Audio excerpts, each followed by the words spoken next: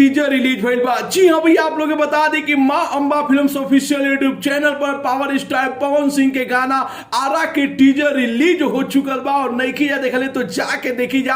आज तक आप लोग भोजपुरी में ऐसा टीजर ना देखले हो कम जा। जी हाँ, आप लोग बता दें कि बॉलीवुड गाना भी फेल बारे ए टीजर के सामने का है कि भैया पवन सिंह जो कि दो को रेंज रोवर और बाइक से एंट्री कर रहा पड़े और पीछे जो कि चार को विदेशी मॉडल वालों पहला बार कोनो भोजपुरी के आइटम सॉन्ग में या देखल जाओ तो ए टाइप के सॉन्ग में आप लोग के विदेशी में लड़की दिखाई दिया से। एकर अलावा पावर स्टार पवन सिंह के एंट्री हो के लुक हो के चाहे गोली चलावे के तरीका हो के एगो महंगा बजट के गाना बा भैया। हमारा ला तो ऐसा तो भोजपुरी में गने ना देखले रही हम कभी, इतना जबरदस्त गाना बा।